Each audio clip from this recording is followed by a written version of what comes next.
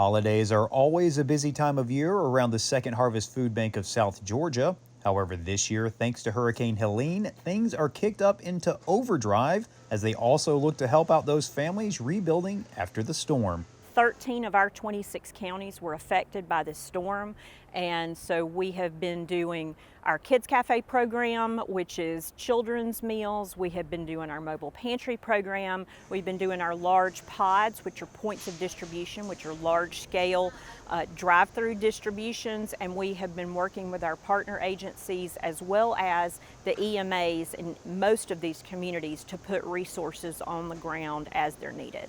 So far, this food bank has provided more than 2 million meals worth of food and nearly 1 million bottles of water to those in need.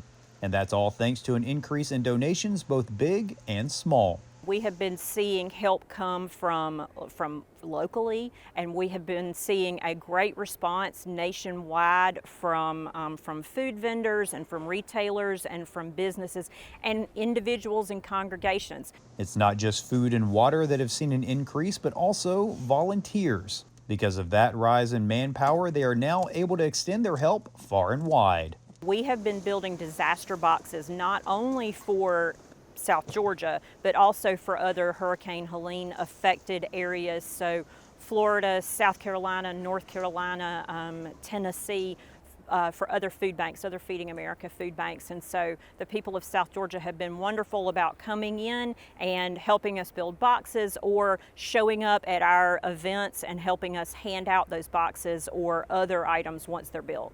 That also includes farmers. While they might not have extra produce to donate due to the crop damage following Helene, they are finding other ways to help out the community.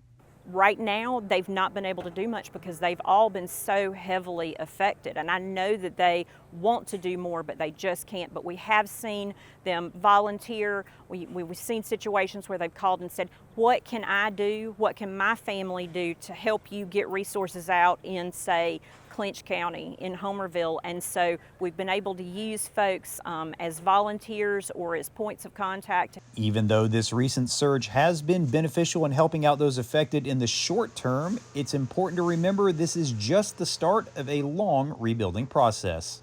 We have in this area been hit by 3 named storms in a 13-month period. And so now we have a whole bunch of people who were not food insecure before who now are, on top of the 1 in 6 people who are on a normal basis or who experience it from time to time. And so this is going to be a process that's going to take 12, 18, 24 months for South Georgia to get over. Reporting from Valdosta, I'm Damon Jones for the Farm Monitor.